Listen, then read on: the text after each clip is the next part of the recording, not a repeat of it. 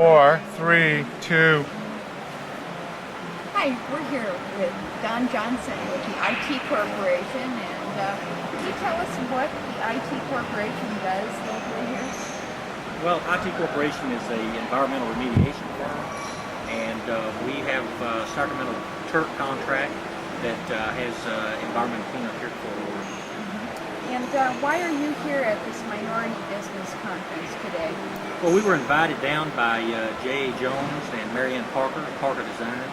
And basically what we wanted to do is we wanted to get to know the Tri-County Minority Association, the Fort Ord Reuse Authority, and also the minority businesses here in the area, so that when we have subcontracts that we need, then we can find them here locally. I understand that you're under some federal guidelines to have at least a certain percentage of your contracts awarded to local minority businesses. That's right. We currently have a 37% small disadvantaged business code. Thank you so much, Don Johnson. Thank you. Hi, we're here today with Levon Stone at the Embassy Suite Hotel in the city of Seaside, where Small Business Administration and a forum has been conducted for minority businesses. Levon Stone, could you tell us what's the current situation with, you have some concerns about federal workers who have been displaced by Fort Ord conversion. Right. What's the status of that now? Well, I'm glad to see that the issues of the small business people that have been affected are being addressed here in Seaside, but I still have concern about the federal workers and the veterans that have been displaced because of the closure of Fort Ord. That issue still is not being addressed right now, and we have had our local officials at the beginning saying that we were going to be placed within the surrounding area and with some of the businesses that have come in. We're still waiting, and right now I'm on a 2-week time frame for my present position, and so I just don't know who's going to address that problem, and it is a problem right now. I understand you raised this question with Congressman Sam Farr recently. What was his response? Well, at the meeting where I was able to talk to him, Congressman Farr told me that he would look into the situation and he would be willing to help. Recently, I wrote him a letter outlining the concern for placing of federal workers and veterans. And I received a letter in the mail from him, and I was quite surprised because he stated that as a member of Congress, he didn't think it would be appropriate for him to interfere in the process. And I'm having a problem understanding exactly what took place there. Doesn't sound good, Levon. No, it does not. And you know, if you can't go there, where can you go? Thank you, Levon Stone. You're welcome. Hi, this is Becky Johnson, and we're here with Dennis Stiles of the IT Corporation. Dennis, why are you here today at this minority business workshop, and what are your goals? Well, I'm here to do some networking with the Tri-City County contractors. I'm the buyer for our company, and we're going to be doing a lot of work in the area. And basically just getting here, meeting the contractors, letting them know who I am. And I'm sure they'll be hearing from me pretty soon. And we exchanged business cards, and I thought it was relatively successful. Well, were you able to meet very many minority business owners today? Oh yes, I myself probably 15 or 20, and I thought that helps me, and to know that if work does come in this area, that who I can contact. Well, I bet they were glad to meet you too as well. They'll hear from me again. Thank you. Dennis Stiles.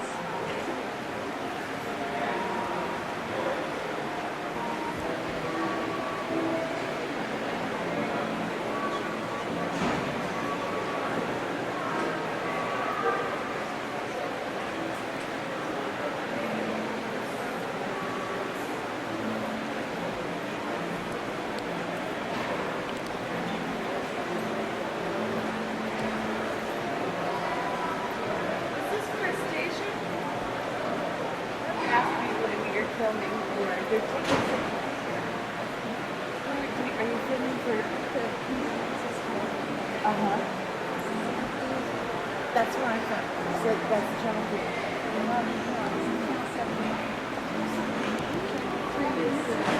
Very much, Wes. Let me now call on Colonel Jones to just explain what the mission of the military, the Army, is at Fort Ord. And then we'll also bring Colonel Jones back as we get into any of the questions you might have about transmission of property. I also bought a map, but instead of bringing a map for everyone, I bought one map.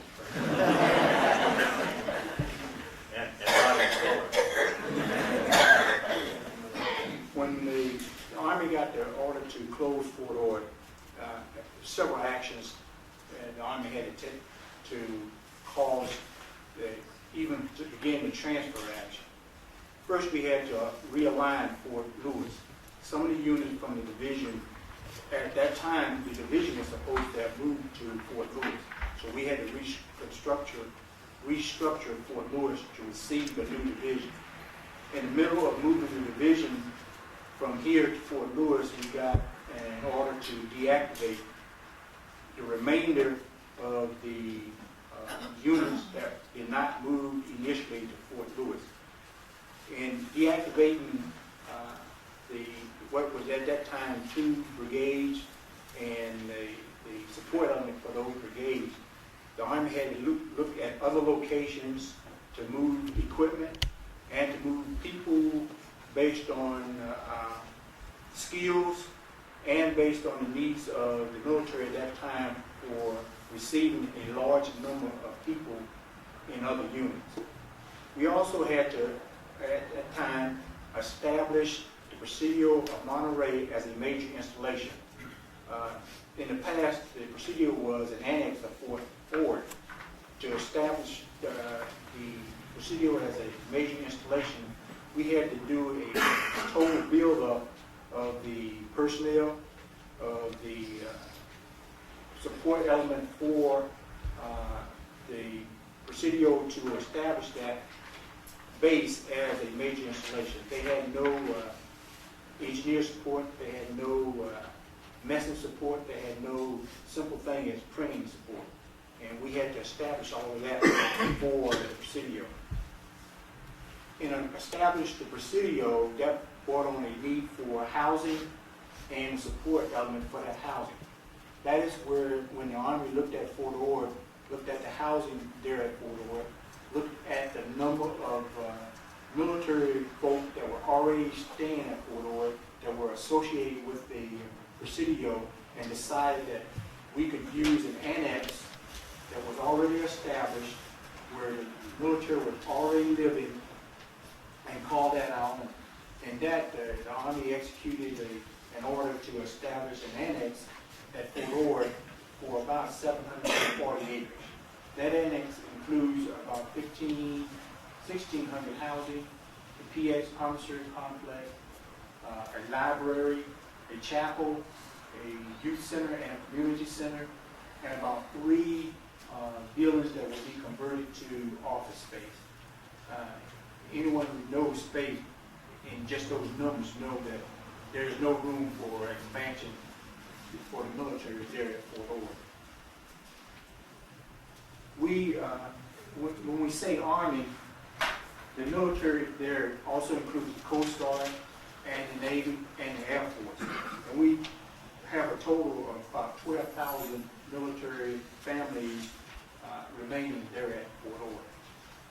We also, as the director of RAC, it's my responsibility to coordinate the real estate action and the environmental action to affect transfer. And in doing that, we try to base, to do the process.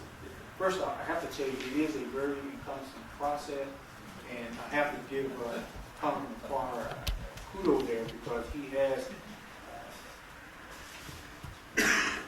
caused some doors to fly open. We are continuously working either real estate action or an environmental action to cause the transfer. we have to go through an approval process. And really, from my point of view, the approval process seems to be the most cumbersome of all the process, because every secretary and every director within that secretary and every command within that secretary, whether it's Army, Navy, Air Force, or Marine, and then every person who thinks he's important in that process has to have an approval, has to see a plan, has to see how much, has to know why, has to know because, has to know even the community concerns. And that leads me into into one of our prime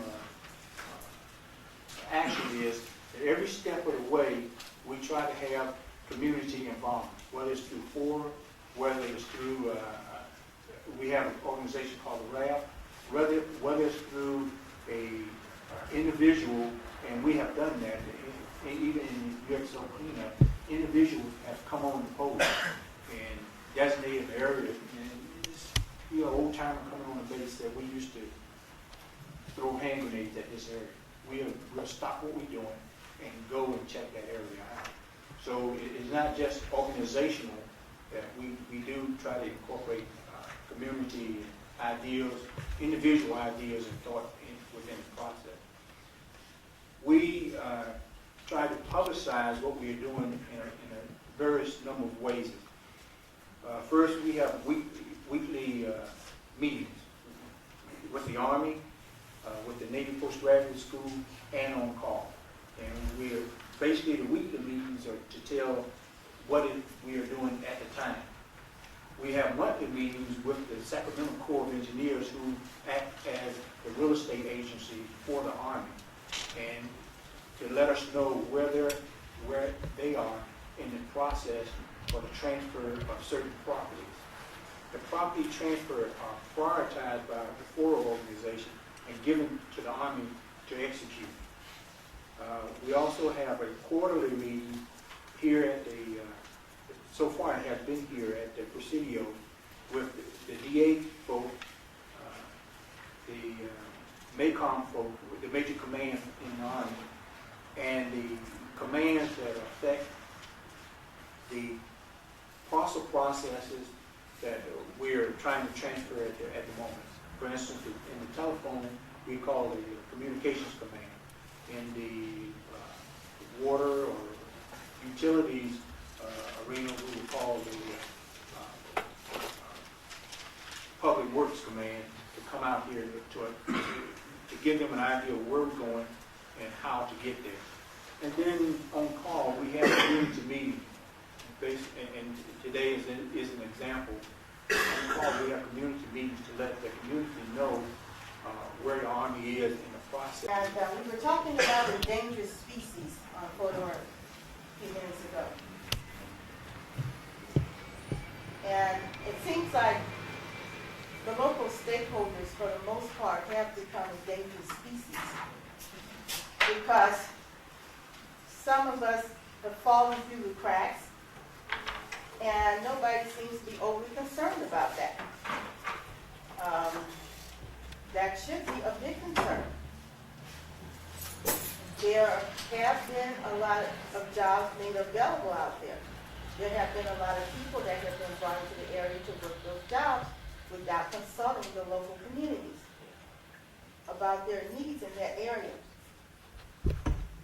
I haven't heard anything said about the veterans and their families.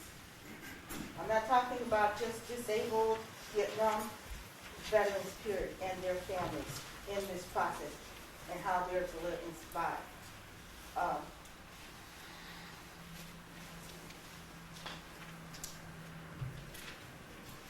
And I have a couple other points, and I'll be finished. We like all have every time.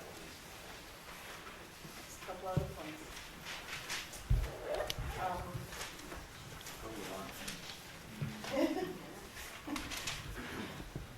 The housing areas that the university is in charge of right now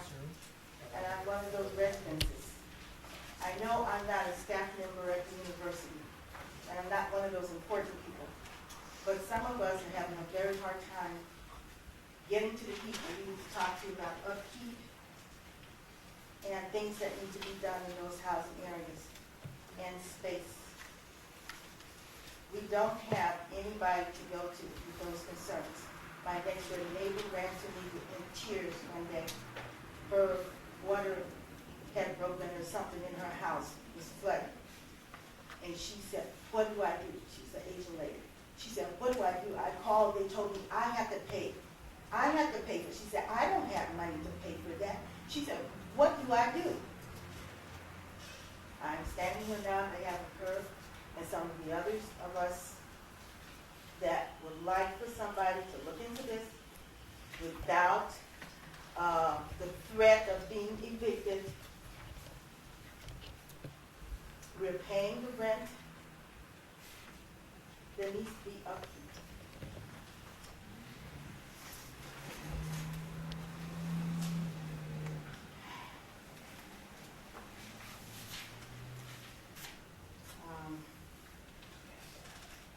And I understand that there was an African-American employee fired from the university. I don't know the situation, but I am concerned. And there are other people that are concerned in the community about that.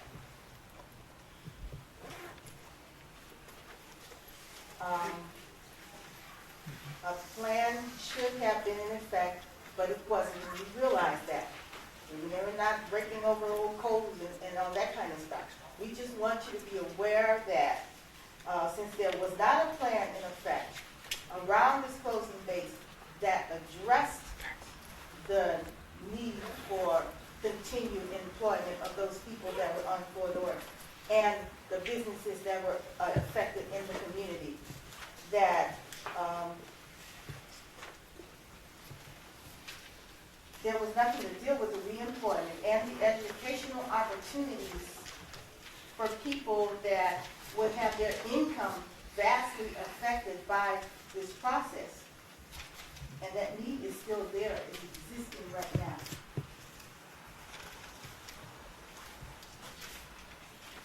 And those are my concerns. And now I just have two small points as a grab member. Excuse me, I don't want to cut into your time because I think we only have about 10 more minutes in this room. Okay. I just want you to know that these things are out there. I don't have a lot of opportunity to address these matters. So a lot of these meetings are on weekdays and during the day when I'm at work. And so I just want you to know, I said that I would bring these concerns, and that's what I'm doing. And they're not representing just myself. We're concerned about the funds that are being cut for the Environmental Protection Agency that sets the standard for the cleanup on Fort.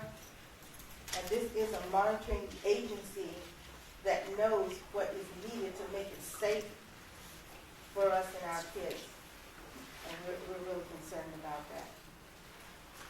Thank you. Congressman Farr, if I may, I'd like to give you copies of my questions for you.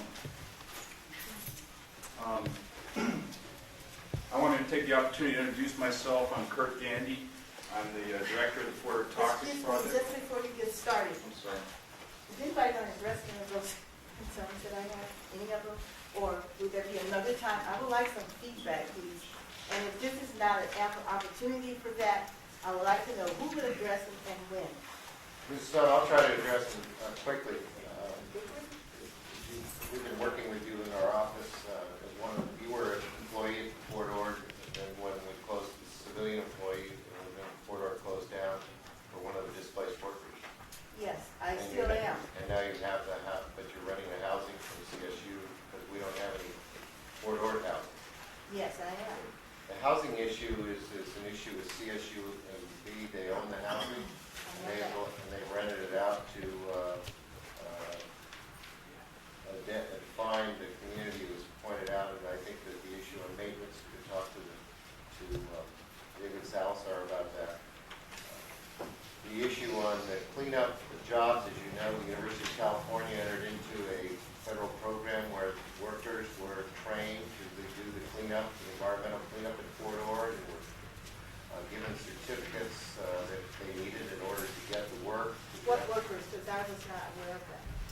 Well, I'm surprised you weren't, because I don't think we ever publicized anything more than we publicized that in the press. There was great fanfare about it because it was a pretty exciting project. There were about 30 people who were in former employees at Fort Ord who went through the course. Well, there's apparently some miscommunication because when we found out about that little part of it, it was done, but that was a small portion.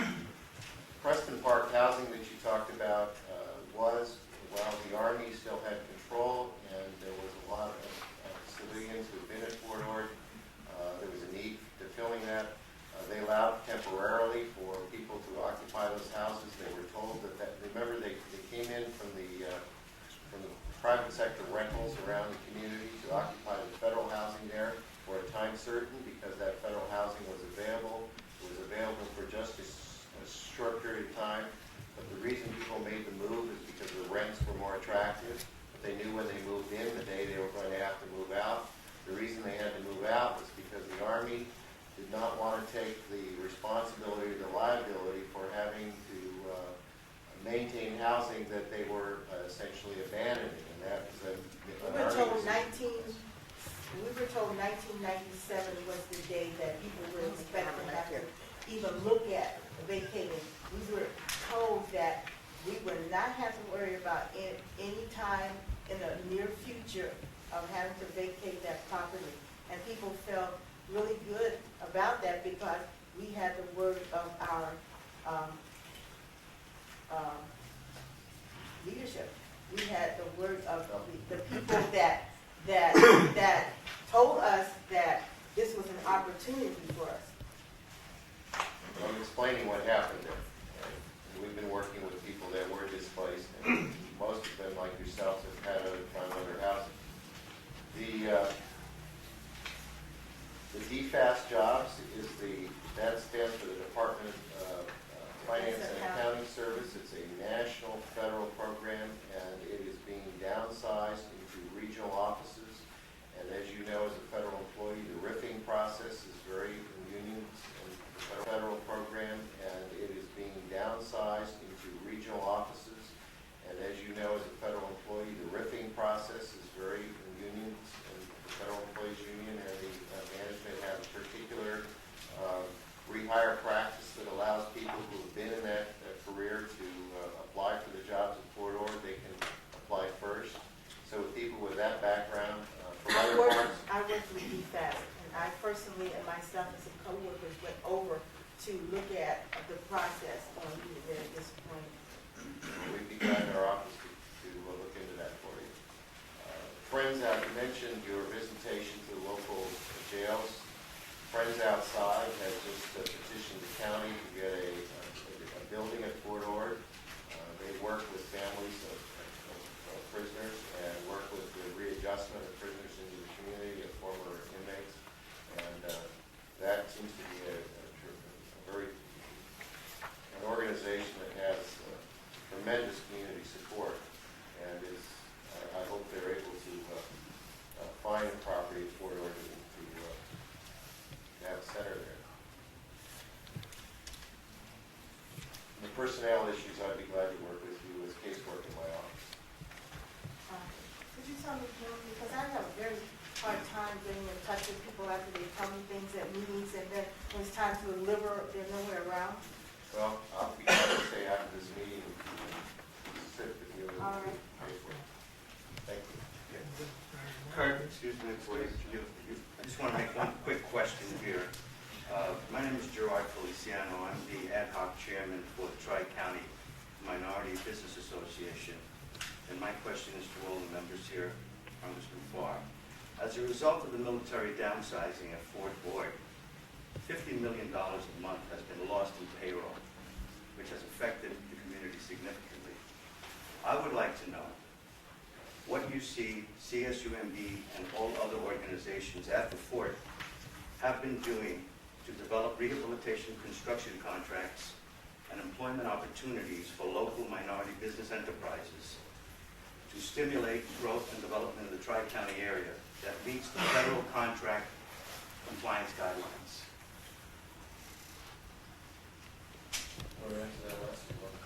Well, I know you've been working with our office to try to open the doors up more there as it relates to getting better information with respect to contracts that are on the base to organizations such as the one I believe you're working on for right now.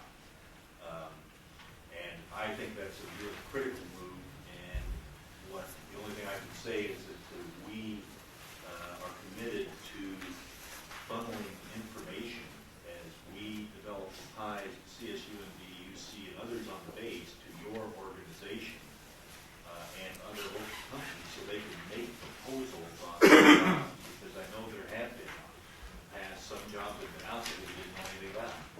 And it's critical to get that information to you and also know what information you need in order to compete and to be able to meet federal requirements to get the jobs.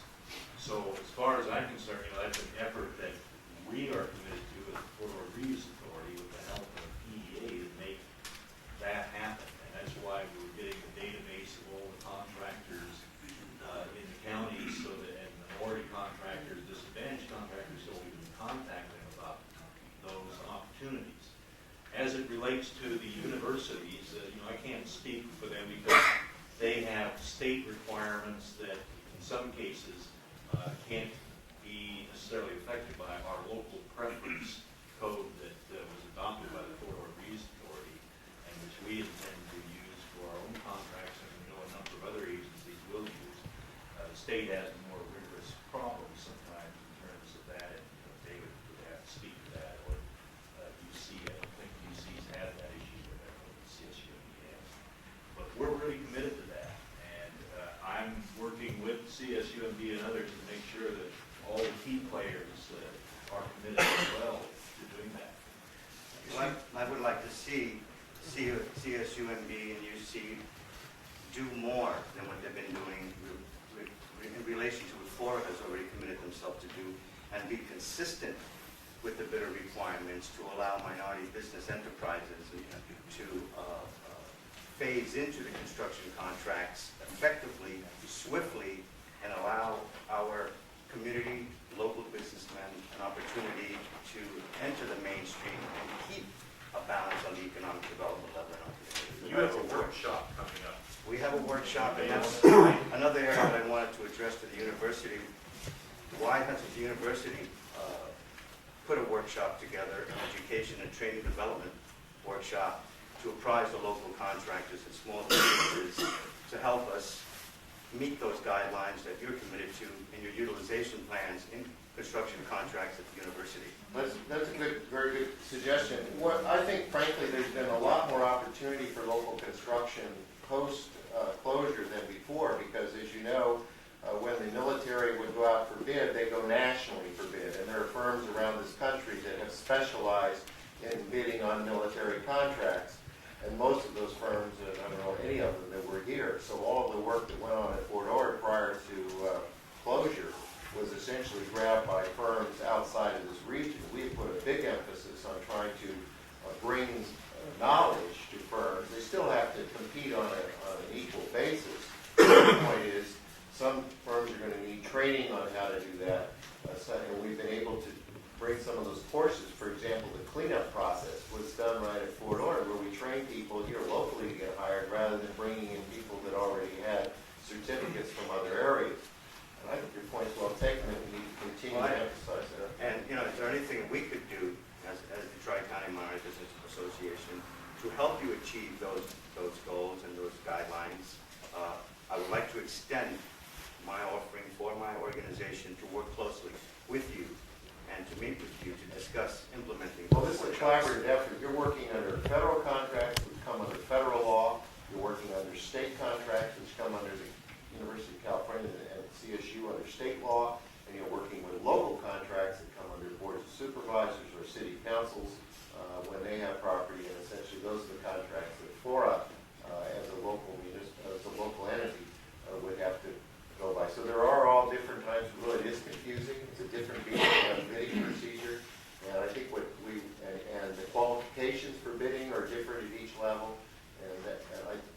taken the step to at least get all the information together in one area and make that easily accessible so that you can get on the net and understand what's coming up.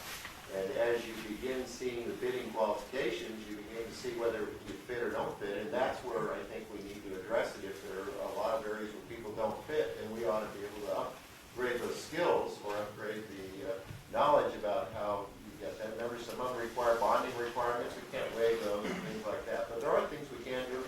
I look forward to working with you, and I know everybody here at the table will too.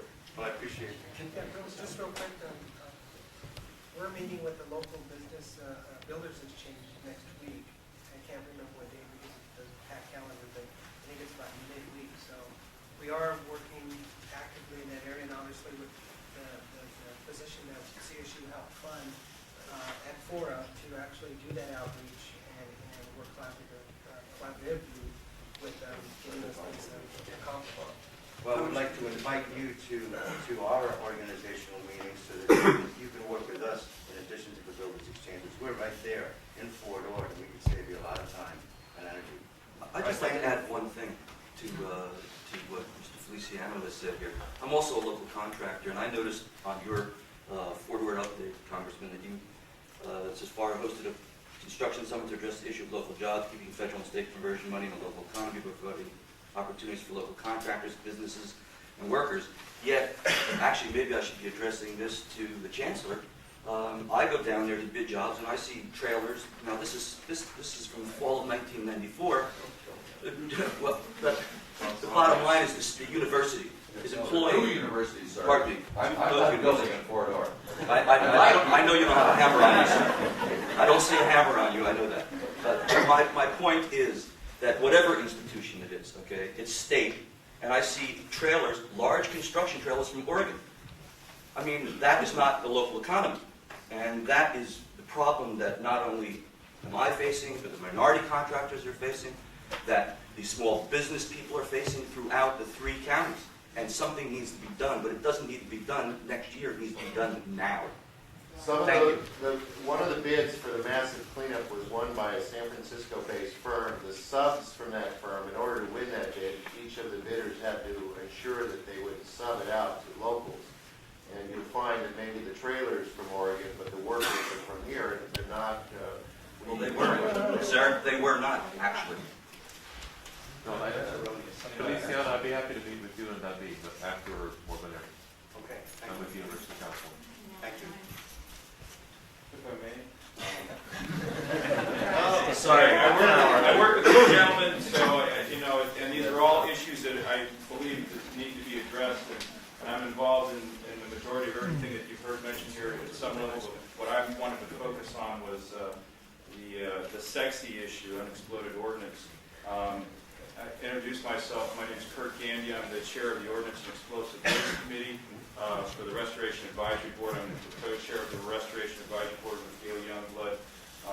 There's several RAB members here, Mary Miles, LaVon Stone, and I hope I'm not missing anybody. But anyway, the significance of what I wanted to mention to this group is that like a week to 10 days after President Clinton was here to dedicate our university, a practice grenade, and I think if you look on your chart here, I think it's the MK2. Correct me if I'm wrong, Colonel Jones, but it was either that one or the M67, but it was a practice grenade that was found on CSUND property. And they had to send somebody from Moffett to come down to dispose of that or check it out because it went through the state emergency response system. The contractors on Fort Ord were not allowed to deal with that. So that raises an issue, and I wrote some comments here, and I'll be brief, but I think it's something that needs to be raised. And I recognize the fact that Fora and Congressman Farr and Colonel Jones and the Restoration Advisory Board has been working together to try to deal with this problem. However, what I'm outlining here is that there's a paucity of regulation that allows us to move forward. This is always going to be a problem until something's done, so I'll just go right to my comments. I am very concerned that the confused state of government regulations as they apply to unexploded ordnance that burdens the UXO cleanup process when we consider the U.S. EPA's proposed munitions rule, which was published in the Federal Register November 8, 1995, the proposed munitions rule includes an alternative that preempts states' authority in regulating UXO cleanup. I am extremely anxious that the proposed rule will proceed to self-regulation by the Army and the Department of Defense. Furthermore, I am deeply concerned that the military will restrict UXO cleanup at Fort Ord to satisfy their needs. It is my opinion that the result of this, quote, self-regulation will create a buyer's beware market, and this is something that I think that people who are inheriting property at Fort Ord need to be very aware of, and fails to address the needs and concerns of our communities.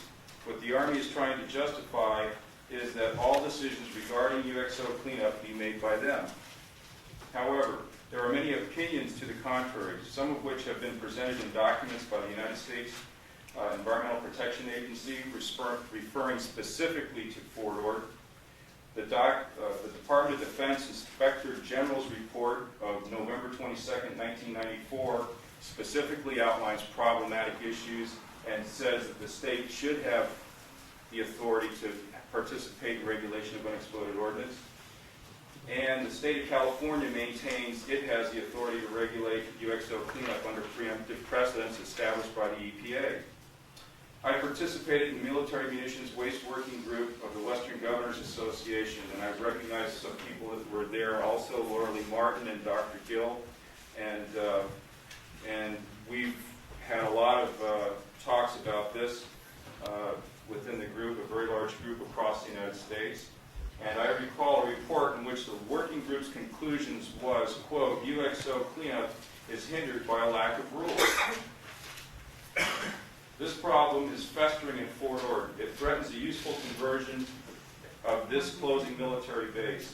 It is my understanding that the regulatory approach for UXO cleanup at Fort Ord is still in the, quote, informal dispute resolution process, which is mandated by the Federal Facilities Agreement signed at Fort Ord, which is an agreement between the regulators and the primary responsible party that how we're going to go through this process of cleaning up the problems at Fort Ord.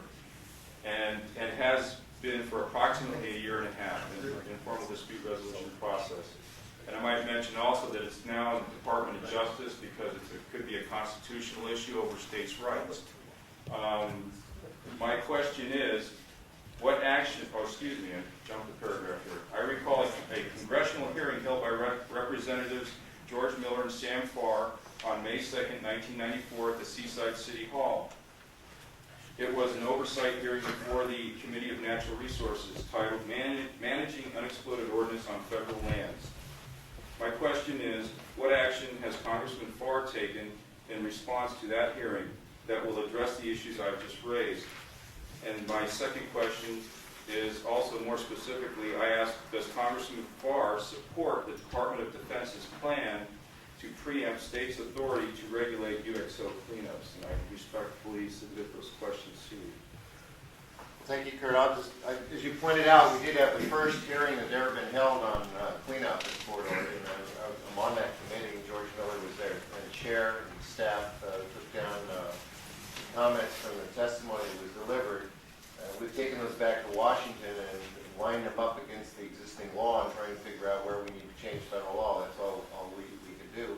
And in the meantime, George Miller lost his chairmanship because his party took over in control of Congress, and they have not been interested in delegating any of this to the states.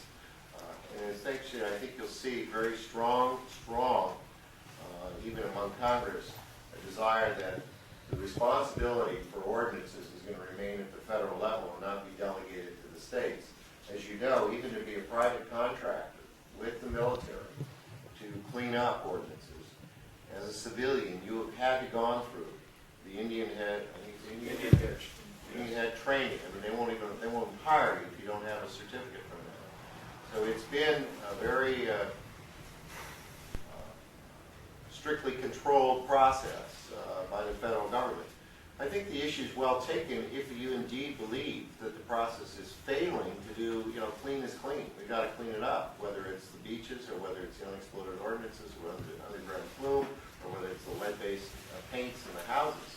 Those things, and we've created standards for that, when you say it's clean. If indeed you don't think that the cleaning up the unexploded ordinances is adequate, and that's in question. Not so much the bureaucracy, but the bottom line simplicity of it. Is it adequate? And I think that there's room for discussion in that. I understand that through the process, when you do an unexploded ordinance cleanup plan, you do have public comment. Yeah, that's correct. One of the problems that Kurt's really alluding to is the fact that the Department of the Army and US EPA spent a good year discussing exactly how we should move forward in the ordinance cleanup here on Fort Ord. We did get direction last fall, and we are proceeding with the ordinance cleanup under Superfund. We're using the regulations under the National Contingency Plan to do the ordinance removal actions on Fort Ord. While this discussion was going on, we were continuing to remove ordinance in the areas outside the impact area under the time critical removal action, which is also it's also a Superfund action. It's described under the National Contingency Plan, and the Army, as a part of the Department of Defense, has the authority, the removal response authority for military munitions. That's specifically given in the regulation. We proceeded with a time critical removal action in order to protect the public as the university is developing and so forth and so on. We wanted to be sure that we moved forward even though the discussions were continuing. The result of the discussions, at least at this point, and again, you can never be sure that everybody's agreeing all the time, but the Army is proceeding to do the ordinance cleanup as a removal action under Superfund, under CERCLA. In the process of doing that, we have to produce an engineering evaluation cost analysis. We have a contractor working on that right now through Huntsville Division Corps of Engineers. We anticipate that document will be ready for public review in about 5 to 6 months. We're trying to push the Corps to work it a little faster. They seem to have a rather leisurely timeline. They don't really understand base closure yet, I think. But we're trying to force them to shorten the timeline a little bit. When that document's available, it will not only address the cleanup that we're going to do, it will also address the cleanup that we've done. Describe it to the public so that the public, the regulatory agencies, and everyone can comment on it and give us their opinion, and then we can incorporate opinions. Perhaps we will have to do further cleanup, perhaps we won't, but everyone will know exactly what we're doing. And again, there is a public comment period associated with that. We're expecting it to be sometime in late summer. And I would like to respond to that. I'm fully aware of all of those things, and I still feel it's a very critical issue. One of the things that the folks in this room may not be aware of is that right now the EPA has just closed its public hearing time frame on the munitions rule. The Federal Facilities Compliance Act of October 1992 gave the administrator of the EPA the authority and the responsibility to promulgate rules and regulations on when military munitions are a hazardous waste and become subject to RCRA and CERCLA, which are the two response actions that are going on at Fort Ord. And so the point is that the rule is supposed to be was originally supposed to be final on the 1st of October. It's been pushed back to the 31st of October, and the record of decision, which is the final contractual agreement between the Department of Defense, the EPA, and the concerned parties that addresses Fort Ord being a Superfund site, is being moved forward. So what is actually happening is they're going to go for a record of decision on a final agreement to address all the contaminants and cleanup items on Fort Ord, and the rule will not be in place by which we could have scrutiny of the ordinance cleanup. And so, I've been watching this for a long time. I'm a federal employee. I worked at Fort Ord since the early 80s, and I was a health and safety officer in Fort Ord, and I've heard a lot of stories and a lot of scuttlebutt about what goes on in Fort Ord. The point is that I think that a premature rod is in the offing. I think what we need to do is reverse those positions, because I would feel much more comfortable having a rod in place that was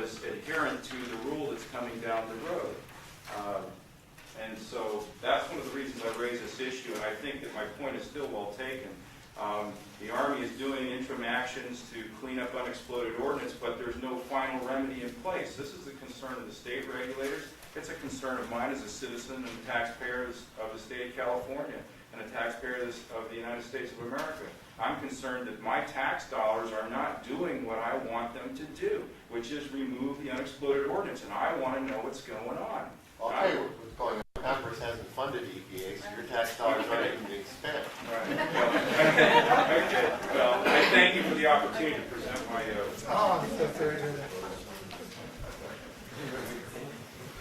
People have to leave. It's we had this room until 11 o'clock, so I think that this is. I can't take any more questions. I'd be glad to stay here personally. Talk to Yvonne. I'd be glad to meet with you, and if any of you others have questions, I'll be glad to stay and answer. Thank you very much for coming. If anybody wants Ralph Nader buttons or Ralph Nader bumper stickers for president or registered green, I'll be right outside. Also videotapes that I'm the administrator responsible for it, as opposed to the researcher that we do it ourselves. Well, here's the thing I'm thinking is that all these efforts are going to preserve this strawberry. Why not consider an alternative to the growing of strawberries? They're totally destructive to the environment because of the use of water and the fertilizer and the pesticides. It's nothing but pesticide. It's growing in the area as far as the soil is concerned. One of the most destructive things.